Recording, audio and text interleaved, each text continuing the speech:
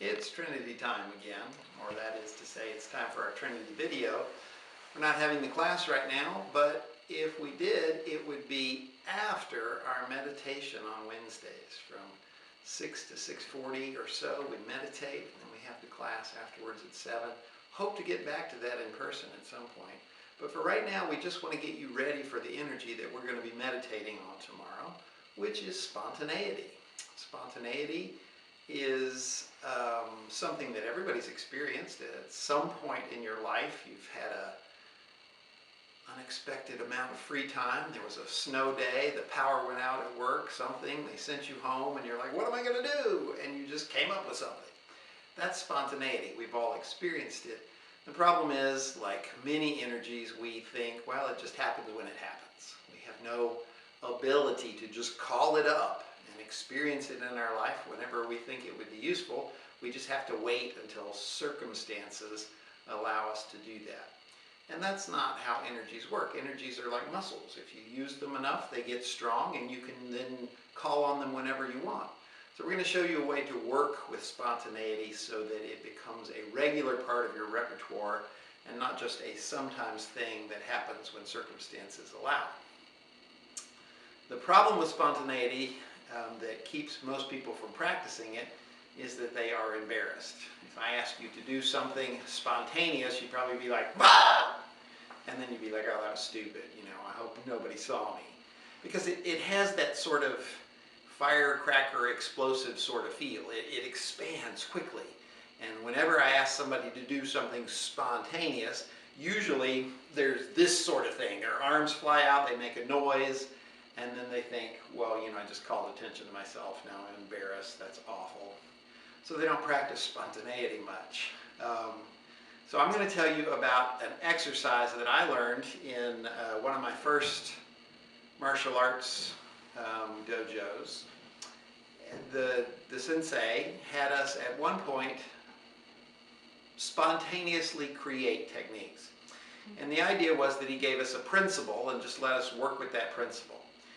His favorite principle was mirror hands, because in martial arts, a lot of techniques involve doing similar but opposite things with your hands.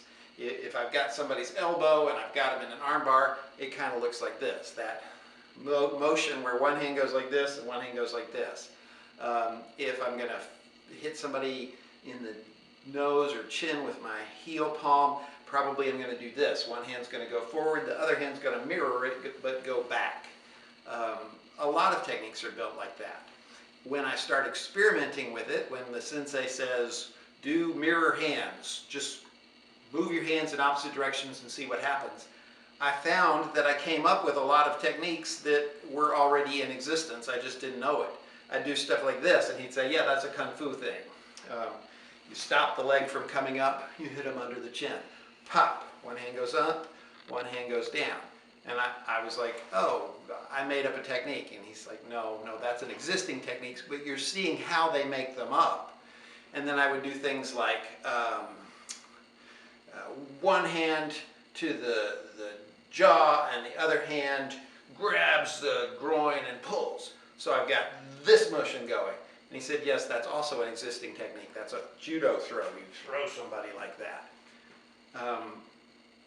I found that just about anything you do with mirror hands evolves into a technique, and if you show it to somebody who's fluent in martial arts, they will say, oh yeah, that's from Muay Thai or whatever. It already exists somewhere, but you begin to see how they create them with these principles. So take a moment during the day, sometime tomorrow, and just do that. Mirror your hands and see what you can do.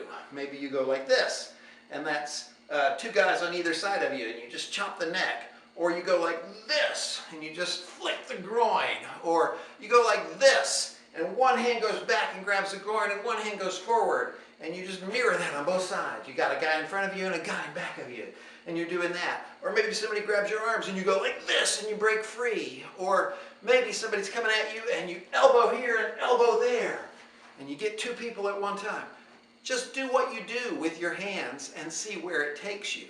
Just follow that principle of mirroring them. And that is the secret to spontaneity. You have to give yourself some sort of outline to fill. If you don't, you're just like, wah! And then you're like, oh, I'm embarrassed, I was stupid, I made a noise, I flailed around. But if I give you a parameter and you fill it with discovery or creativity or whatever, then it's not so bad. If you went blah and you felt stupid, that's because I didn't tell you make an elephant sound. And you go, wah! And suddenly you don't feel stupid. You did what I asked you to do. I gave you a box and you filled it.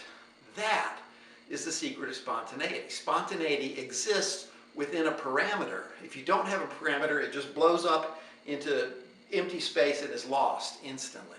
Give yourself some sort of guideline, a definition to fill, a principle to work with, and then be spontaneous. And you'll be surprised at how powerful it is. You'll begin to build up spontaneity in your life, and you can use it whenever you need to. In the middle of a conversation, you'll be like, oh, I wish I could say something clever. Boom, it'll be there. You'll have that spontaneity because you've been exercising that muscle. The secret is give yourself a definition and then discover what you can discover inside of that box. Give yourself a parameter or a principle to work with, and then you'll let your creativity fill that space that you've outlined. You probably won't do lots and lots of martial arts techniques because you're not a huge fan of martial arts like I am. But it doesn't have to be around martial arts. Do this one tomorrow that I just outlined for you. But then the day after that, give yourself a new assignment. Say, I'm going to come up with some new thing that I can add to my ensemble today, given what's in my drawer in my closet. And you go through there and you pull out all your scarves and your leather bands and your caps and your puka shell necklaces, and you try them all on, you mix them around, you match them, and then finally you go, oh, well, this is kind of cool. I can wear a bandana with this outfit that I normally wear on Fridays. And boom, you've been spontaneous. But you've been spontaneous within a parameter. You gave yourself the definition of what's ever in my closet or in my drawer already. If I just said, pick something new to accessorize with, you'd be like, oh, I can't, I'm embarrassed, I don't know what to do. And there goes the spontaneity. So, find yourself some simple parameter.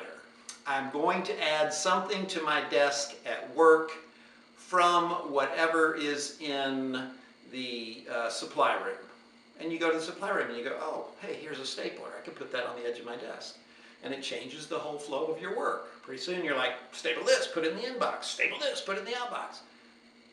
You can change all sorts of things by being spontaneous, but you can't just say, be spontaneous, because it'll go nowhere. It'll explode into this big attention-getting thing, and then you'll be embarrassed and you'll draw in, you won't do anything. Give yourself a definition and fill it with discovery or creativity or whatever. You will find that your spontaneity grows. If you like this stuff, stay tuned for more Trinity.